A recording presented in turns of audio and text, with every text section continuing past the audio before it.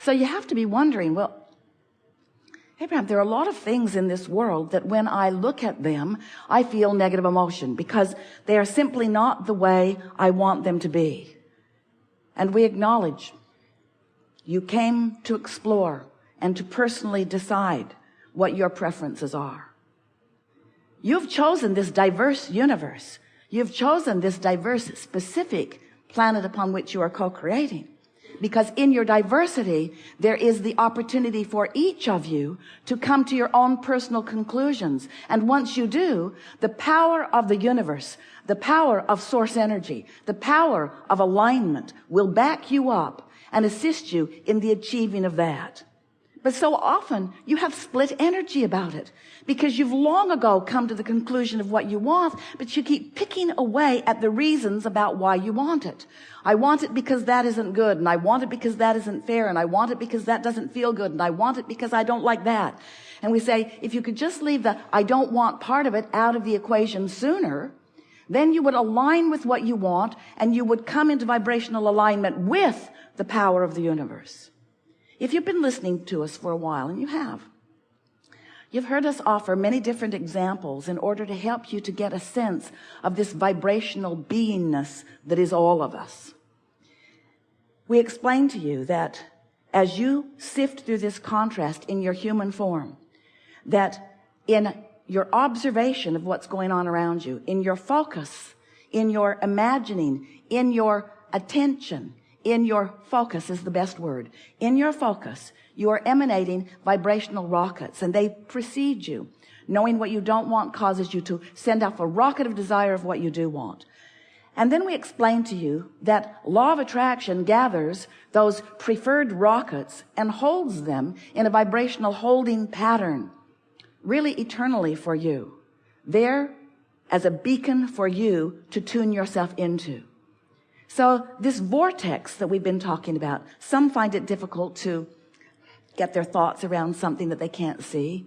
It's really the only problem that you have with your physicalness. You are so good at translating vibration into the physical equivalent through what you see and hear and smell and taste and touch, that you want everything to be tangible. You want manifestation to show itself to you right away.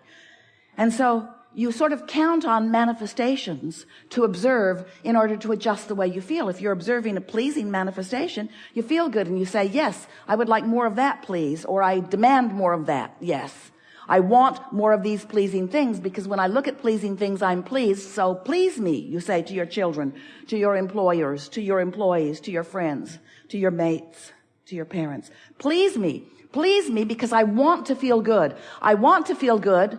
You don't really realize that the reason you do feel good is because you're in complete alignment with all that you really are. And when you're in complete alignment with all that you really are, you're being all that you really are. You don't know that that's why you want to feel good. I want to feel good. I want to feel good. So please me because I want to feel good.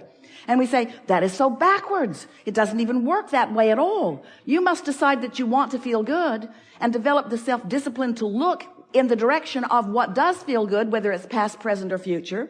Focus upon what feels good, which means focus upon what's in your vortex, which means focus upon your inner being who stands in vibrational alignment with all that you have become. And when you focus in vibrational alignment with all that you have become, then what happens is you send out a singular vibration, not a mixed bag, know what I want, know what I don't want, a singular, steady signal.